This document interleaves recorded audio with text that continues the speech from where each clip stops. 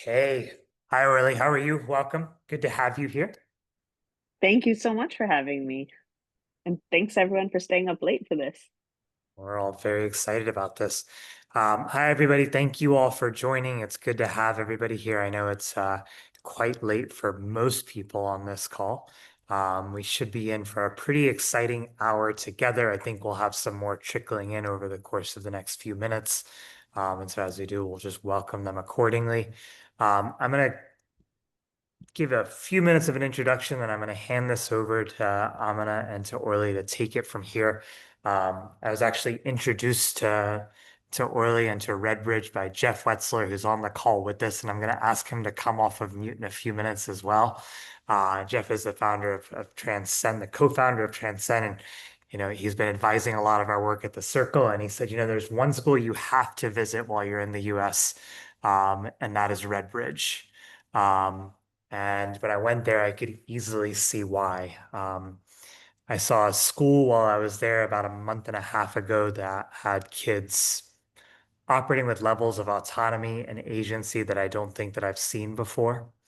I saw kids in the process trying to figure out how to guide their own learning, how to develop the dispositions and the habits to be successful over time.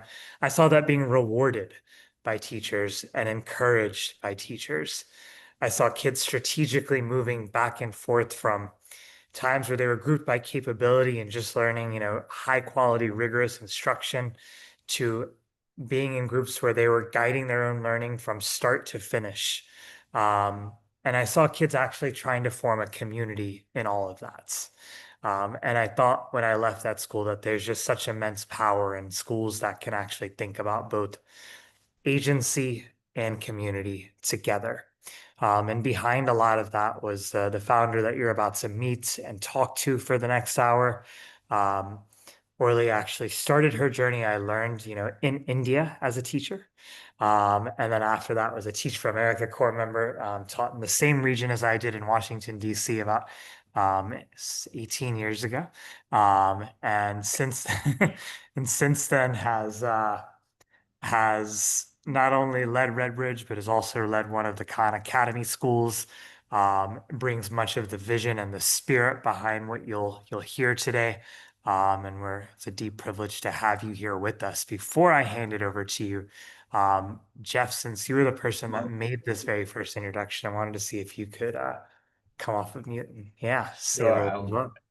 I'll be brief, but just it's such an honor to get to introduce you, Orly. You are truly one of my education heroes. And I remember when we first met when you were leading at Khan Lab School, and then it's just been an honor for Transcend to be able to be part of your journey over the years. And I think more and more these days, this idea of how do we equip young people to be driving their own learning just matters so deeply. And it's easy to say that, but in actuality, when you've got 5-year-olds and you've got, kids of all different ages and all different readinesses, how do you actually do that in action? And I've just been so impressed with Orly's approach to designing for agency and independence and autonomy in very developmentally appropriate, thoughtful kinds of ways. And I think you can also over anchor on personal agency without community and how Orly has been able to blend both of those things. So it's not an either or, but it's a both and, I think really matters as well. And so with that, let me just pass it over to back to you, Orly, and just gratitude to you and to everyone for being part of this conversation. Thanks, Jeff. Orly, we're going to hand this over to you. Welcome. It's good to have you. Okay. Thank you so much for having me. And thank you all for, coming to visit and giving me this platform and opportunity to share and hopefully also to learn from the educators on the call today. I have some slides to start off with, so I think I will share my screen so you can see this.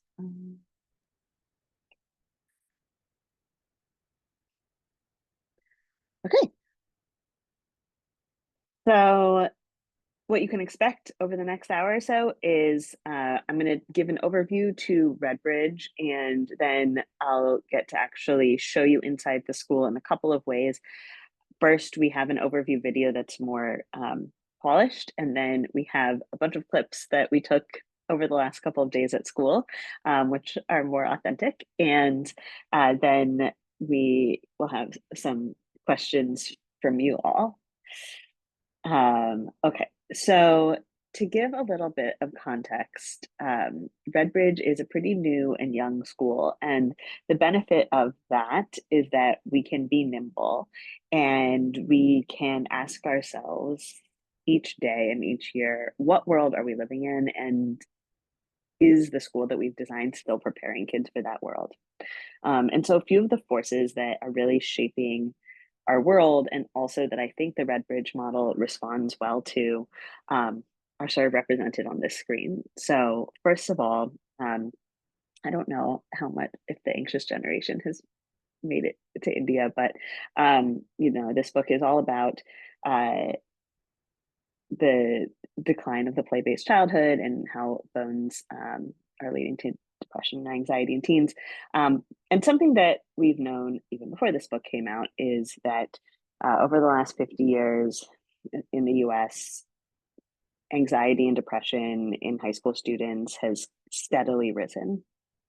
And there are many contributing factors to this, but one thing we know for sure is that anxiety and depression stem from feeling a lack of sense of control over your life.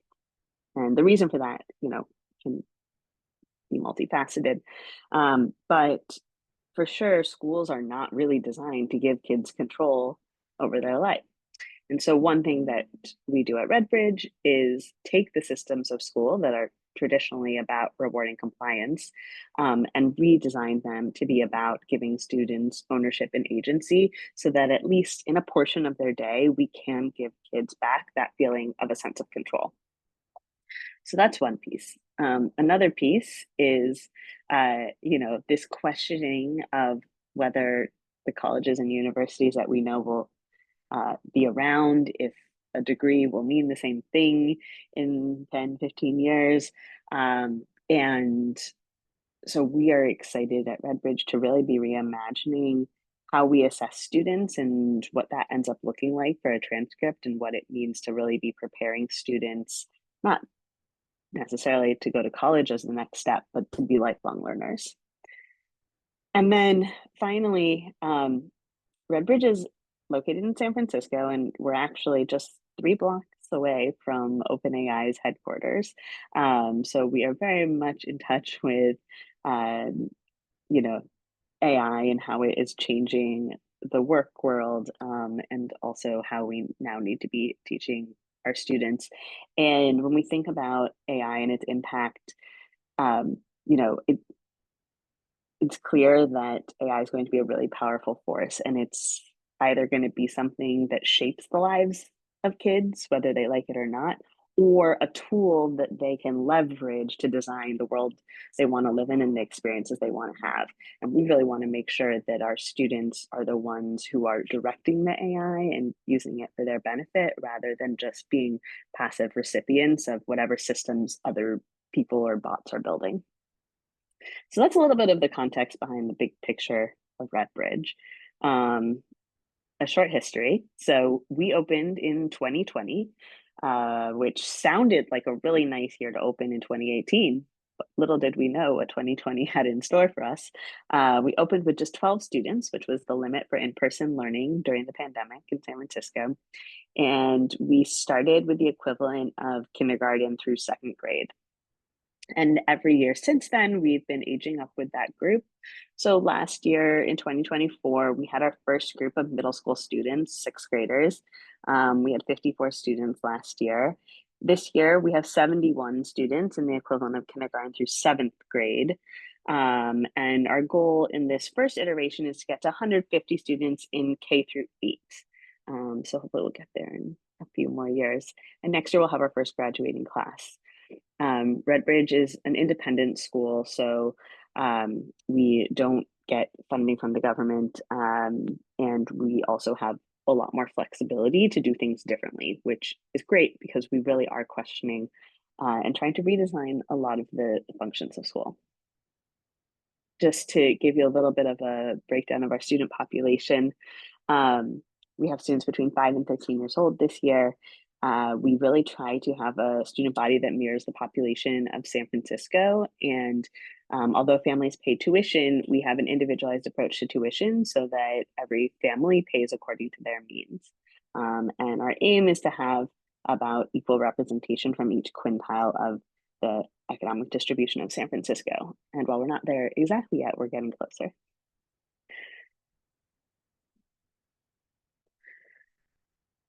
Okay, so the most important thing is our mission, which is to develop a sense of agency in every child as the foundation for academic and life success. And I imagine you hear that word agency a lot. It's definitely a buzzword. And we have a very specific definition of what agency means. This comes from the work of the Stanford professor Albert Bandura and his actual research and study of the concept of human agency. We define agency as the ability to set meaningful goals and have the will and skill to achieve them. And we take this definition and we've used it to design all of the structures and experiences of students at Redbridge. So from day one, students are learning what a goal is, and all of the experience they have are helping them build that will and skill to eventually be able to set their own meaningful goals and follow through on them. So what have we redesigned? These are sort of the key structures of school that we have redesigned to be about agency instead of compliance. So the first one, which is a really big one, is that rather than grouping kids by grade level based on their age, we group students based on their autonomy level. And your autonomy level is how independent you can be in getting your work done. We determine the autonomy level not by students' age, not by their academic ability, but by work habits. And I'll share more about what those work habits are. They're essentially executive function skills, and it's really what allows a kid to get things done. What's empowering about autonomy levels is this student-initiated promotion versus age-based promotion. So in a system where you have grade levels, a kid sits in a seat for 180 days. They get to the end of the school year. They go off on break. They come back the next year and they're in the next grade level, and they never had to think about it. You didn't have to worry whether it was going to happen or not. Doesn't even really matter if you learned anything the past year, as long as you were present for most of those 180 days, you're going to move on to the next grade level. So it's a very passive system, and it doesn't really require students to have much awareness of what they're getting out of school. So what we do with our autonomy levels is students have to advocate for their own promotion. So nothing just happens to them. Instead, when a student feels like they're ready to move on to the next autonomy level, when they're ready for more responsibility in their learning, they initiate a conversation with their teacher. And if their teacher thinks they might be ready, then they go through a 3 to 6 week promotion process that's all about proving that those work habits are in fact habits. And that's really where that student empowerment is built, when kids go through that process and succeed and know that they are capable as learners. So to support this system of grouping, we also have a different staffing model. Rather than having one elementary teacher who is responsible for everything, we've divided the role up. And so we have a learning guide who is responsible for the autonomy level. And the learning guide teaches character habits, which is our social emotional learning, work habits, that those executive function skills, and they also spend a good amount of their weeks meeting one-on-one with students. So every student has a 30-minute one-on-one with their learning guide at least every other week. And that's a chance for the student to be known deeply by each teacher, and also to check in on the student in terms of both their academic progress, their work habit development, their friendships, whatever's going on for them outside of school also. And then the other teacher role we have is that of content specialists. And our content specialists are in charge of leading small group instruction in different content areas that are at the student's academic level. Because we don't group kids by grade level, when it comes to academics, we group them based on ability. So students are able to be in a group in math, in reading, in writing, based on what they're capable of. Again, it's not based on age, and that's also not based on autonomy level. So essentially, we have these two parallel grouping systems. One is the autonomy level grouping, the other is the academic grouping. So to support students in their autonomy level development, we have a curriculum around work habits. So in addition to teaching all of your normal subjects, we also teach students how to learn. We teach them the skills around focusing and setting a goal, etc. So when we're teaching all of these different skills, we can't just report them in a traditional way. Instead of having report cards, we have digital portfolios that student work appears in, so that kids aren't just getting a letter grade, you're actually seeing what they are capable of.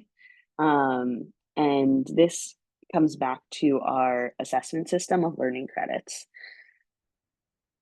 Just like we've rethought all of these other structures of school, one of the key structures of school that we wanted to redesign around student agency is how we assess students. So in a traditional school, assessment is very teacher determined. A teacher says, we've been studying biology the last 2 weeks, we're going to have a test on Friday, you need to be ready. So we thought, what if you instead flip that and put assessment in the hands of students? And that's how our learning credit system came to be.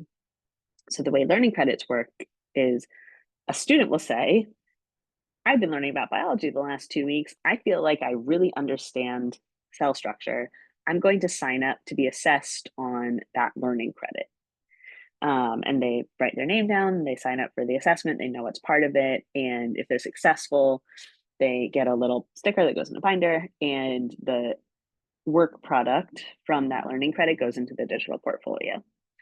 So that is how the learning credit system works. There's a lot more to that. It's pretty robust, but that's the way we've given students agency, even in the assessment process.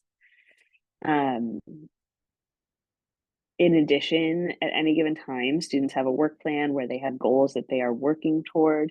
So we don't give out homework assignments. Instead, students know what they need to get done each week, and it's up to them to figure out when and how it's going to happen. And it might be happening at home, especially as students get into more complex work, but it's up to them to figure that out, supported by the one-on-ones they have with their learning guides.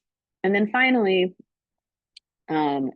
to support all of this customization, we also need to have time in our schedule that's a little bit flexible, so that if one student needs to spend more time on math work, they can do that. And if another student really wants to pursue their own passion project and they have the capacity for it, they can do that. And so we have a block of the day called deliberate practice, where students are following a work plan that they've made for themselves. And you'll get to see that in the videos. As students progress in the autonomy levels, deliberate practice becomes a longer block, and the work plans the students are making become more open-ended, and they're able to set goals in more areas. By autonomy level 3, students have a personal passion project that they can work on. And by autonomy level 4, students should really be setting their own academic goals as well. But all of it is really scaffolded, so that students are gradually taking on more responsibility and having lots of opportunities for success in a more teacher-directed environment, so that eventually they can replicate it on their own.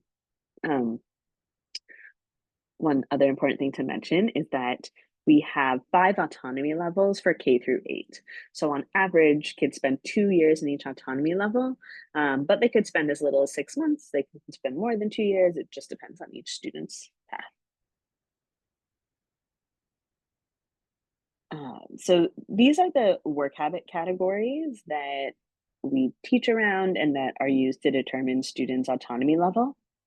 Within each of these categories, we have sub-skills for each autonomy level. There are usually about 20 to 30 work habits that we want students to become proficient in each autonomy level. So this is an example of our autonomy level 1 work habits. So you see those categories up here on top. You see under focus, it says stay engaged in play up to 15 minutes, stay engaged in a learning activity up to 10 minutes. So that's what we expect of students in autonomy level 1. By autonomy level 2, they need to stay engaged in a learning activity up to 30 minutes. And they should be able to move between tasks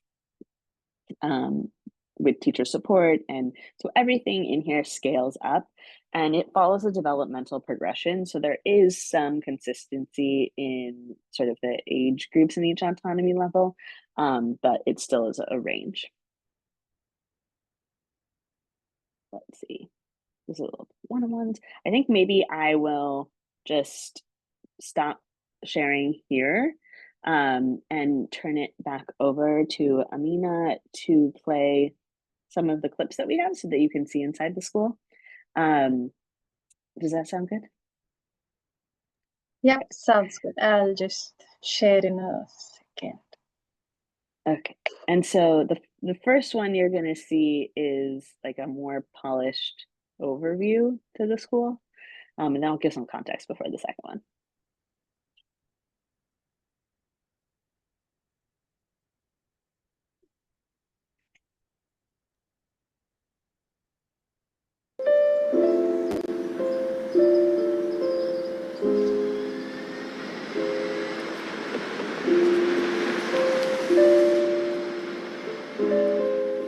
When we think about what kids really need to thrive in today's world, what they need is a sense of agency. They need to be able to build and to create and feel ownership over their work and their learning.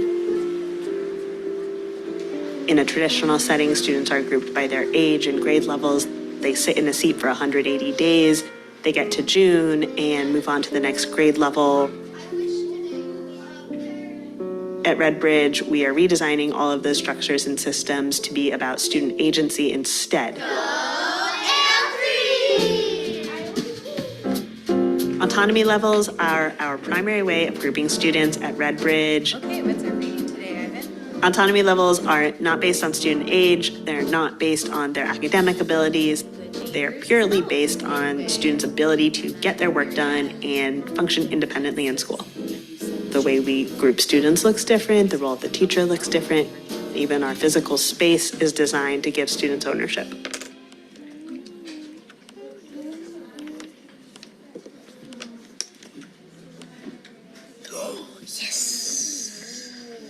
I am 6 years old, and my name is William.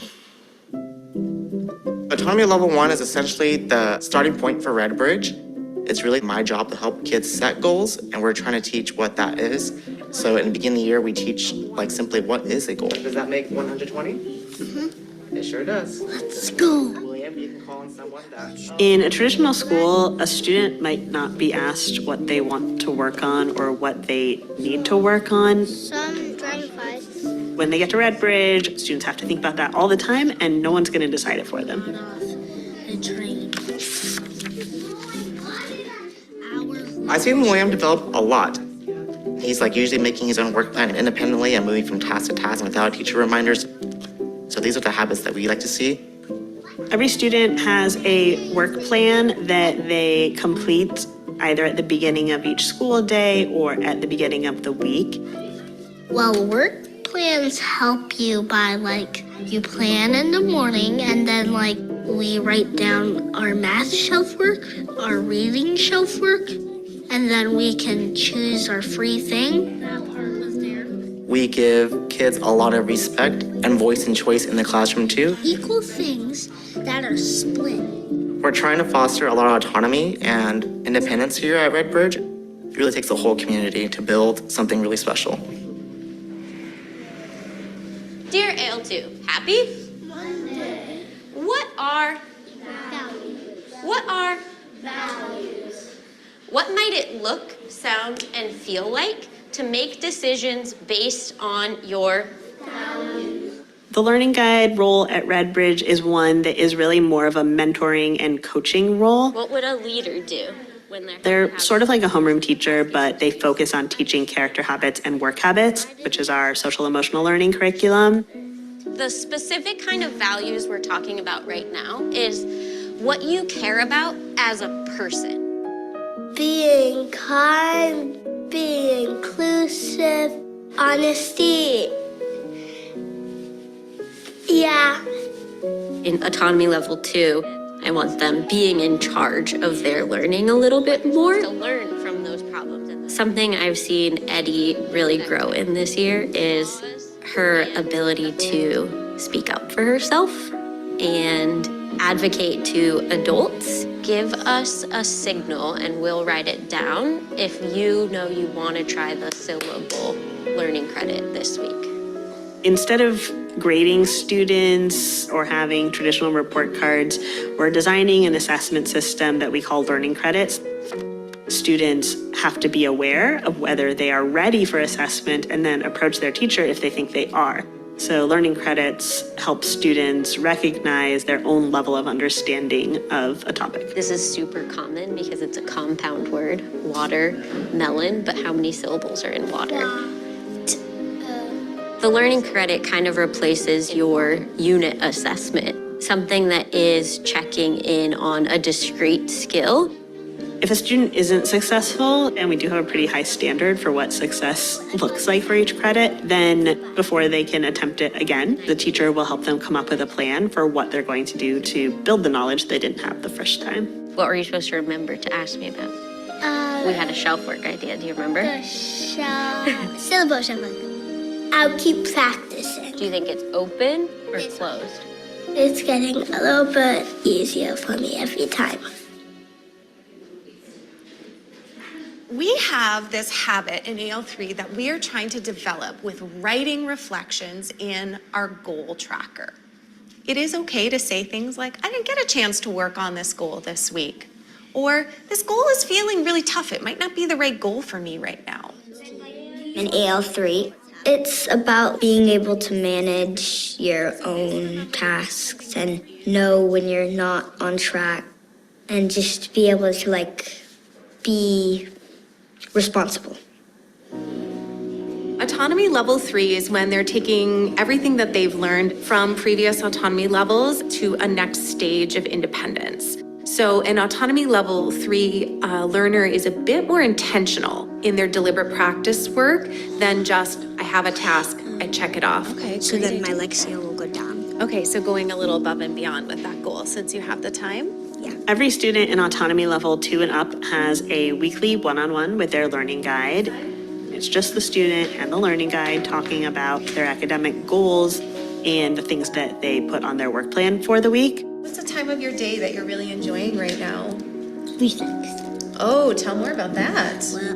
When you have that with each student, you develop these deep relationships of trust that allow you to go so much farther in your learning and your work together. Karis is working on developing a personal goal, which is something that's unique starting in autonomy level 3. They get to bring into school parts of them of what they're curious about or interested in learning that don't often come into the school setting. I was thinking, I really want to do bath bomb making. We could get some books to learn, how do you do that? What materials do you need?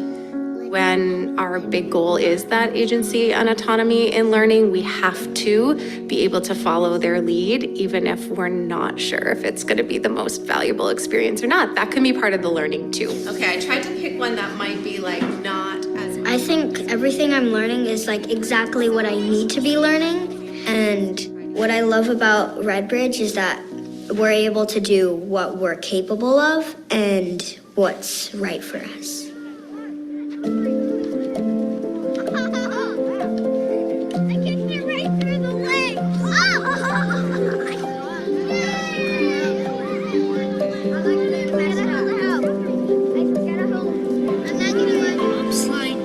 When students feel ownership over their work, when they feel that it is purposeful, when they have close relationships, and have a sense of mastery over their learning, Vroom, vroom, he says. School becomes a place that they want to be. There's a lot that we don't know about the future, and what we're trying to do at Redbridge is give students ownership to be creators of their learning and lives. That is all for today, folks.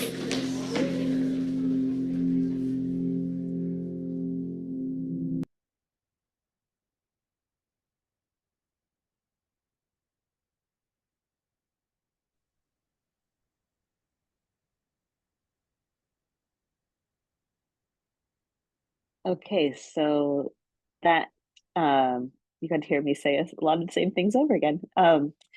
And see some of it in action. So this week at school, we're actually in a time of year we call deep dives, which is something that I haven't talked about at all yet. Um, 3 times a year for 2 weeks each, we do these deep dive projects that are really project-based learning experiences where students go through the full learning cycle from having a question to researching, setting a goal for what they want to create, and then coming up with some public presentation. And the deep dive experiences also evolve with each autonomy level. So I didn't really want to video that because all of the projects need a lot of context. Is sort of hard to drop in on. So what you're going to see in the next set of video clips are some of the parts of our school day that continue in deep dive. So we still have morning meetings during deep dive, and we still have deliberate practice. And so you're going to get to see those parts of the day. And yeah, and we'll get to hear from a few students, and hopefully that gives you a sense of like what it would be like if you just showed up.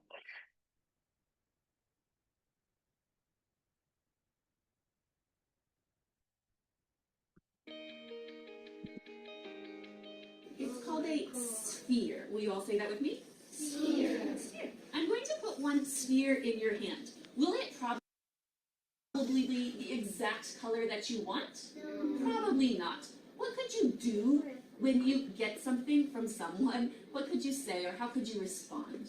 Erin? Absolutely. Let's try that with Erin. I can be flexible.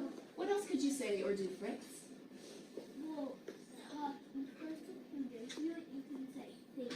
Let's try that with Fritz. Thank you.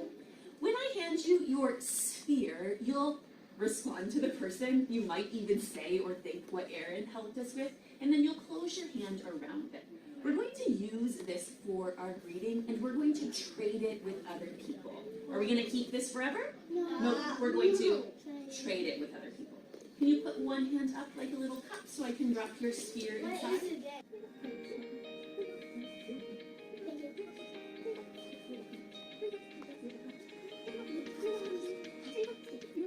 What we're going to do is we're all going to stand up with our sphere wrapped in our hand. If it's dropping, can you squeeze it a little tighter so it doesn't drop?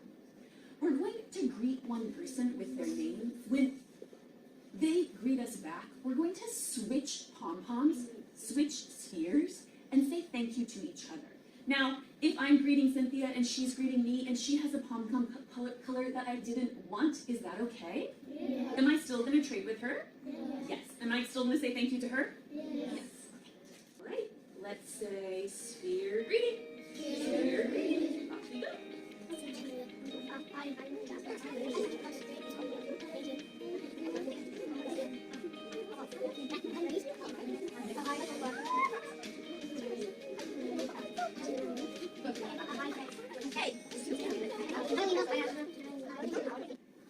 This pom-pom needs to be hidden in your pocket if you have one, or your shoe if you don't have a pocket. Hide your pom-pom in 5. You have a pocket? I have a pocket. Or your shoe if you don't. I have a pocket. Hide your pom-pom in 2. Why? Hide your pom-pom We keep in it? 1. And you should be No, I'm done. I don't Clap once if you can hear me. Rub your hands together. A little faster. Put your hands on your belly. Take a big breath in. Right now it's my turn to talk. Does anyone want a turn to talk a wondering? A thought or a question that came into your brain? Do we get to keep the pom-pom? Great question. The answer is yes-ish. I'm saying yes-ish because you're going to keep this in your pocket or your shoe. But today, if you see someone that's being community-minded, someone that's thinking about someone else or thinking about the whole community, you're going to go and tell them, I see you being community-minded. It would look something like this. Oh, my pom-pom got... Nope, I didn't put it in my shoe. I forgot I put it in my pocket. It would look something like this. Maybe like during our break time, you could say, I saw you doing a signal that really helped the community. And then Bodhi and I would switch pom-poms.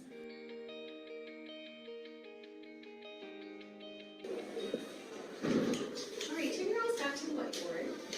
So as you were sharing with each other, I wrote down some ideas that I was hearing about inclusion.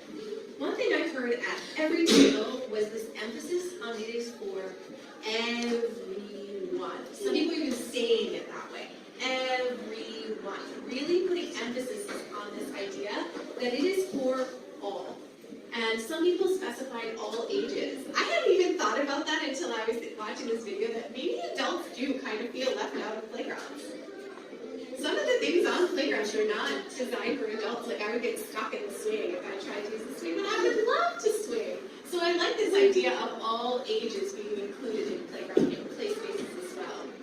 Another thing we saw in here is people with all abilities. Harper specifically used a walker design to help her with her physical mobility, and this idea that a play space can be designed for one, but really benefit all abilities. How did you make your work plan for Monday? Well, I pasted some cards on, and so we're in deep dive right now.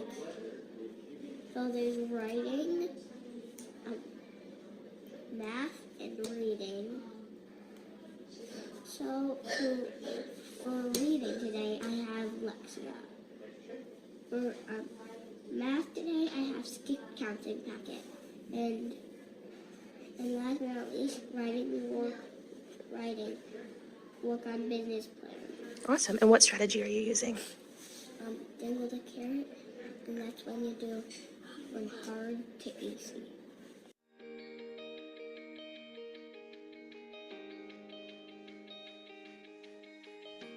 How did you make your work plan for Monday? Well, so we have different strategies, and the strategy that I use, well, there's I believe, there's two that are similar, and there's two that are similar, and then they're each opposite each other.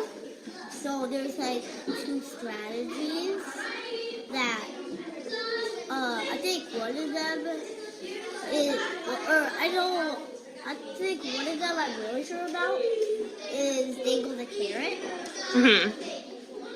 And another one is Climb the Ladder. They're both opposite. And so, Climb the Ladder is you start with something easy and you work up to something harder.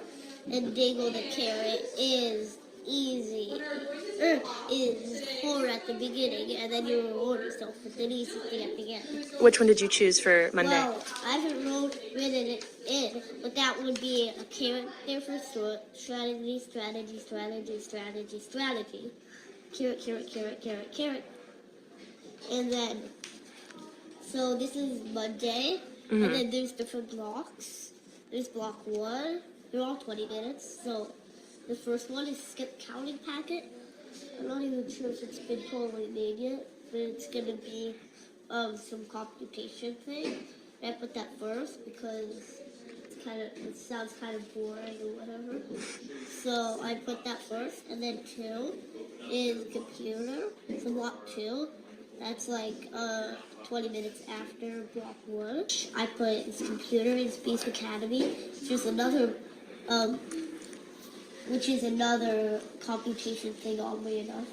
And then block 3 is reflex. And yet again, another computation, but it's funner than the 2 above. Can you show me what are you working on right now?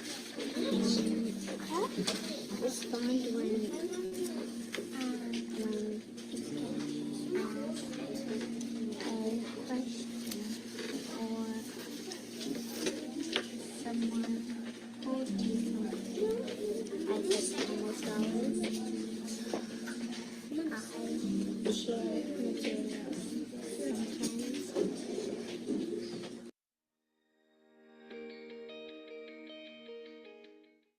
What are you working on? Oh, nice. What are you writing about?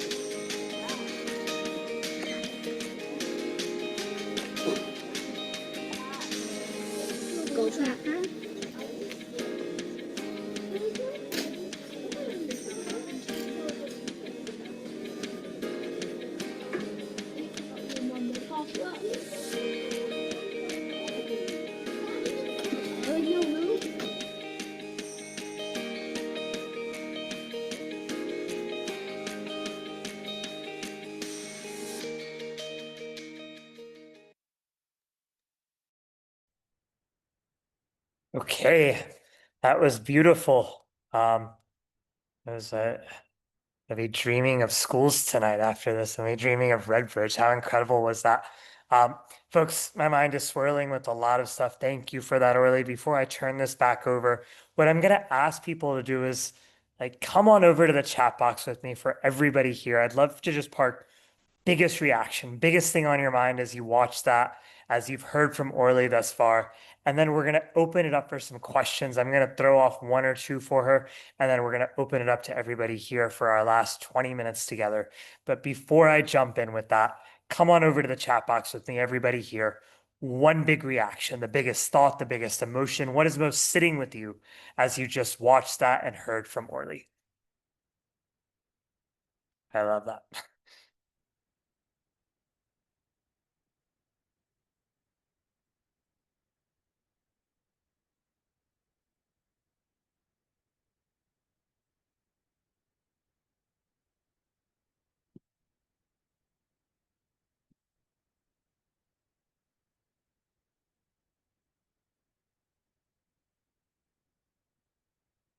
Yeah, the power of student-driven assessments and a lot of people saying things like refreshing and transformative and both radical and thoughtful. Yeah.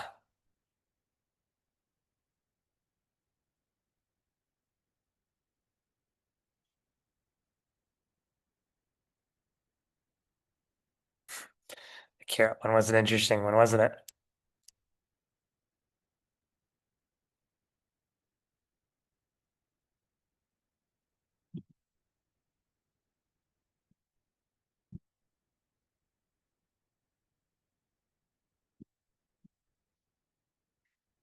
Orly, while we're waiting for these to come in, one is I hope you're looking at this and feeling incredibly I am. proud of all that Yeah, you're building. I'm like, I need to show our teachers Yeah, this. how amazing is this? Um, I'm going to let these continue to come in, so please keep sharing, folks, over in the chat box. And Orly, I'm going to get us started. I'm going to keep this to just two questions before I open this up and let Yeah. folks weigh in, for our last 15, 20 minutes that we have left. But one is like, I'm curious to know, like, and you mentioned this a little bit in your presentation, but if we could go deeper into what was Yeah. the impetus behind this? Like, you could have designed a school to be 1,000 different things. Like, what was it within your journey that made you lean so heavily in to just agency and some of the bets that Yeah. you took? Like, would love to bring that to life. Sure. Well, I think from the very beginning of my time in education, I've always thought that the reason to start a school, which is what I've always wanted to do, was to bring equality of opportunity to kids. And I think what it looks like to give kids opportunity has really changed quite a bit over the last 25 years. Before opportunity was just like, can we get kids up to an academic standard that allows them to be competitive? But just over the last 25 years, like that is not enough. And we've seen that play out. When I started my education career, I, was a Teach for America corps member. I taught in DC public schools, and as I'm sure everyone on this call knows, like there's always a student in your class who needs something more. And maybe you need to really take time to figure out how to connect with them, um, figure out what motivates them, how to help them be successful. And I definitely had my share of those when I was teaching in DC. And you would work so hard to figure out how to reach a student, and it might take months. And then finally, when you've got it, it's the end of the year, and you pass them off to the next teacher, and you just hope that the teacher the next year will do the same thing. And it occurred to me that so much of the student's success is wrapped up in who their teacher is, how much a teacher cares, what they do for the student. And later on, when I was part of the team at Con Lab School, which is where we first started introducing this idea of work habits and giving kids more autonomy and allowing them to take ownership, I saw what it looked like when kids really knew themselves as learners, where they felt comfortable asking adults for help, where they knew that to like focus, they needed to sit in a corner, or they needed someone to talk with, or whatever it was. And to me, that was so much more sustainable for student success when you were empowering kids with with the self knowledge to be able to be successful in any learning setting. It wasn't all in the hands of the teacher anymore. You were like giving that power back to students, and so that was really what made me want to design a school where all of the structures were about agency. Yeah, I love that. I love two things. One is, the definition of what it means to be able to equip kids with opportunity has just fundamentally changed, and what does it mean to recognize that change? And in the process of that, ask ourselves, like, how do we basically get kids self-aware and recognize that a part of autonomy is being able to build that awareness. I also, one of the things that struck me most when I visited and also watched the videos right now is like most people, when they think of autonomy and agency, think actually just give kids enormous amounts of freedom and like let it run. But what I actually noticed is that it's an enormous amount of planning and intention and structure that you build around it to ensure that basically kids are able to guide themselves. And that intentionality was just present with every decision, every micro choice that was there. Um, One more question, then we're going to open this up to people here to be able to ask some, which is, I don't know, zoom out with me, go 10 years into the future. Um, Yeah. Kids today are graduating. Like, what do you hope they're doing? What do you hope they're leaving with? Yeah. Um, well, uh, we get this question, and I hope that they are leaving with this really strong sense of agency. And so, what that means is like, I don't have a specific vision for our students. I want them to be well set up to do whatever they want. Um, like, no matter what they want to do in life, like, that's not for me to decide, that's for them to decide. I just want them to feel empowered to go about it. And I think that that also looks like kids who are like happy in their lives and feel empowered and like well adjusted and can be flexible. You'll hear kids in the videos, and if you come visit, talking about like being flexible all the time. And so I just want them to be capable of responding to the rapidly changing world and not be overwhelmed by it, but feel like they know how to handle it. So that's what I would say. Yeah, that's beautiful and how different the world would be if that comes to life, for every child. We're going to open this up, folks. I'm going to start off with a question that's come on over in the chat box. You can put questions in the chat box. You can also come off of mute, but I'm just going to get us started with one that's come over a few minutes ago, which is just how do students who come from conventional school settings adjust, Yeah, yeah. So for students who are entering in lower elementary, it's not really so hard. So another piece of our model design is around motivation, and we have really based our student experience in self-determination theory, which is this research that shows that for adults, having a sense of autonomy, mastery, purpose, and relatedness in your workplace is what allows people to feel satisfaction and meaning. And we've applied that to the school setting. And because we've done that, when students arrive, while it looks really different than the schools that they are used to, I think they feel like it's very natural because we are working with their human tendencies. We've designed for the things that humans want. And so while the structures and like the vocabulary might take a week or so to understand, I think students like quickly settle into it. And part of that also is because we have these one-on-ones with our learning guides, so that there is someone who is touching base with them on a very personal level from the moment they get here, and making sure that they are making the most of the experience. For students who are entering in 6th grade, what we did last year was we actually had them go through the autonomy level promotion process or like a different version of it for autonomy level 1, 2, and 3, so that they knew what was expected of them, and they got a little taste of what they would have had if they had been here that whole time. But honestly, for some students, I don't even think that's enough. I do think that for some students who are joining in 6th grade who haven't had all of the work habit instruction, haven't had all the practice with goal setting and making work plans, we could spend even more time catching many of them up on those skills. So that's, something for us to keep working on. Yeah, thanks for that. And there's a question over here, like, how do you balance, agency and community minded? And how does that go hand in hand for kids to think not only about their agency, but also about others? And I saw that in action in some beautiful ways while I was there, actually, but would love for you to talk through that if you can. Yeah. Well, a lot of the learning experiences that students are having are actually like partner and group experiences. So while each student might have like particular skills that they are working on getting better at, the way they're practicing them is often within a group. And as students progress in autonomy level, like with the deep dives, for example, the deep dive projects in autonomy level 3 are individual projects, but they have to have consensus on the topic they're studying.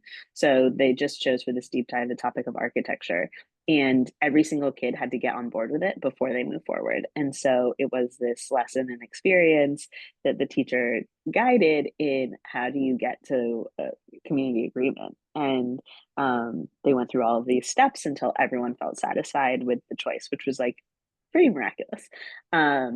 And by autonomy level 4, the project isn't an individual project anymore. Their deep dive project is a whole group project. So they're setting goals, but they're setting goals as a group.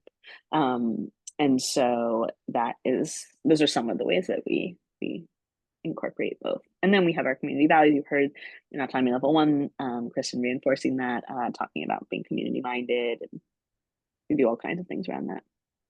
Yeah, and that was plastered across, I think, when I came there, and so you could see kids Yeah, really exactly. focused on that. Yeah. What are some Yeah. challenges, I think, is another question that you've had, particularly for, for autonomy level 1, if any? I feel like autonomy level 1's like it's running quite well because we've had it since the very beginning. So that one we've had the most experience with. It also probably looks the most similar to Montessori. It really draws a lot on Montessori. And so we are maybe creating fewer new systems there. I would say our autonomy level 1's beautiful. You should Yeah, come see it. that's good to hear. Yeah. And then I think there's a really good question here, which is, how does an educator approach, a student to develop autonomy and agency when their home context maybe isn't conducive for that? And how do you get that to be sustainable and authentic and transferable across contexts? Yeah. I mean, the great thing about this experience is that we really want pretty much all of the work to be happening at school. So when students come here, we're asking them to like own their decisions, and we really are actually discouraging parents from getting involved. When students go through the promotion process, we do a parent information session where we talk to parents about their role as consultants, and warn them against being too invested in the outcomes for their child, because that's really where this all falls apart. The whole point of it is that this is student initiated, that students own both their success and their failure. It's so much more meaningful for kids when that is the case.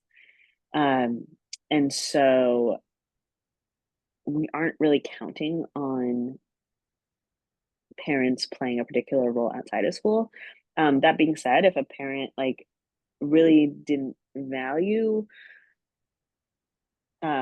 having their child develop these habits around like being able to create their own work plan or whatnot. I don't think that this would be a great fit because we do things really differently. But at the same time, I think even if you're a parent who doesn't believe in it, if you come see what's happening here and you actually watch what's happening with your child, I think you easily become a convert. Because first of all, parents like want their kids to like going to school. And that is something that happens here because we have those pieces of mastery, autonomy, purpose, and relatedness. And parents want to see their kid being challenged. And that's the thing that we do really well. Challenged and supported, right? So I think probably the biggest complaint of any parent in school anywhere is like, my kid is in the wrong math level. And because we group students for academics based on ability, we can teach them either ahead of grade level or below grade level, whatever they need. And we hear from parents on both ends of that spectrum how grateful they are that their kid is getting the right level of instruction.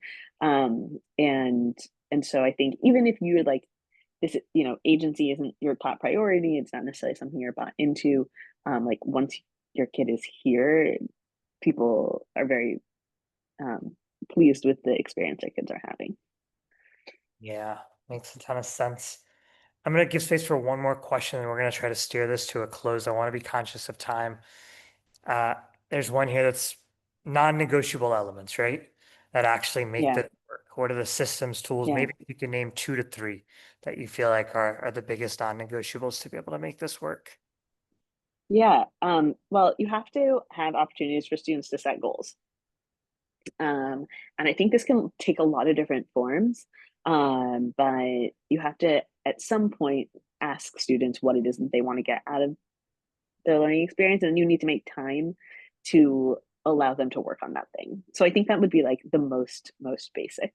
And then beyond that, that's something that we're still sort of discovering. So we have partnered with the support of Transcend with a large school district in the Central Valley, and they have incorporated a few pieces of our model, and we're working with more public districts this year.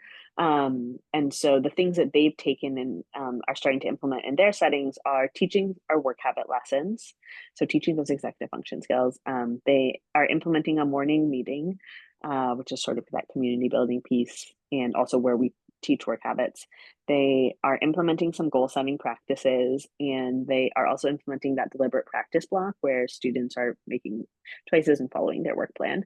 And they've done each of those things in their own way. And so we'll see, you know, like, is that enough? Are those the right moves? I also think that the like behavior management system and culture of the school is really important, even though that's not something that is like a proprietary thing we do. I do think it sets a tone for the school and the student experience that actually plays into this in an important way. Yeah, I could see that. Yeah. Okay, folks, we're going to steer this to a close now. I know there's a lot of questions we haven't I gotten. know there's so many questions. I feel so bad. But Yeah. thank you so much for doing this, Orly. Thank you for giving us a window into your world, into what you're building. How incredible. Genuinely how incredible. Like second time kind of digging into this, and I'm just blown away both times. Before I hand this back over to Amina for a quick 30 seconds before folks drop off, Jeff, I want to say thank you for making this connection as well. Next week, we're going to be joined by St. Benedict's, which is next Tuesday, if I'm not mistaken, for folks that, yep, next Tuesday, 7 p.m. IST. Signups are on our social media, so please do come for that. It will be a worthy experience. That'll be provocative as well. With that, I'm going to hand this back over to Amina, who's going to hold space for about 30 seconds, and we're going to bring this to a close. Orly, thank you again. Thank you so much for having me. Thank you so much, Orly. This was great. And hopefully we also do a part 2 because people are asking for it so soon. For everyone else here who attended, there's a poll coming up on your screen. It'll take 30 seconds to fill it out. It would be great if you could fill it. It's on your screen right now. And yeah, you can then leave and have a great rest of the evening. Thank you.